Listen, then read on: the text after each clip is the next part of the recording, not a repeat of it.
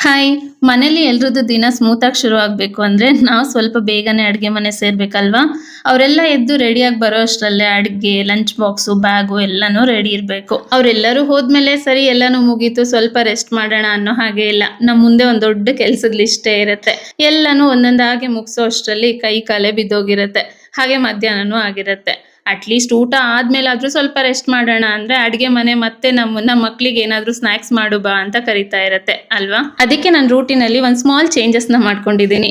ಊಟ ಆದ್ಮೇಲೆ ಸ್ಪೆಷಲಿ ಮಾಮ್ಸ್‌ಗೆ ಅಂತಾನೆ ಮಾಡಿರೋಂಥ ಲಿಟಲ್ ಜಾಯ್ಸ್ ಮಲ್ಟಿ ವಿಟಮಿನ್ ಗಮ್ಮೀಸ್ ನ ತಿಂತೀನಿ. ಫ್ಯೂ ಮಂತ್ಸ್ ಇಂದ ಇದು ನನ್ನ ಪೋಸ್ಟ್ ಲಂಚ್ ರೂಟೀನ್. ಯಾಕಂದ್ರೆ ಹಾನೆಸ್ಟ್ಲಿ ಕನ್ಸಿಸ್ಟೆಂಟ್ ಆಗಿ ಇದನ್ನ ಯೂಸ್ ಮಾಡ್ಬೋದು. ಇದರಲ್ಲಿ ಎನರ್ಜಿ ಬೂಸ್ಟ್‌ಗೆ ಅಂತ ವಿಟಮಿನ್ ಬಿ12, ಸ್ಟ್ರಾಂಗ್ ಬೋನ್ಸ್‌ಗೆ ವಿಟಮಿನ್ ಡಿ3 ಮತ್ತೆ ಹೆಲ್ದಿ ಹೇರ್‌ಗೆ ಬಯೋಟಿನ್, ಇಮ್ಯುನಿಟಿಗೆ ಅಂತ ವಿಟಮಿನ್ ಸಿ ಕೂಡ ಇದೆ. ಇದನ್ನ ಚಿಕರಿ ರೂಟ್ ಫೈಬರ್ ಇಂದ ಮಾಡಿರೋದ್ರಿಂದ ಇದು ಡೈಜೆಷನ್‌ಗೂ ಒಳ್ಳೇದು.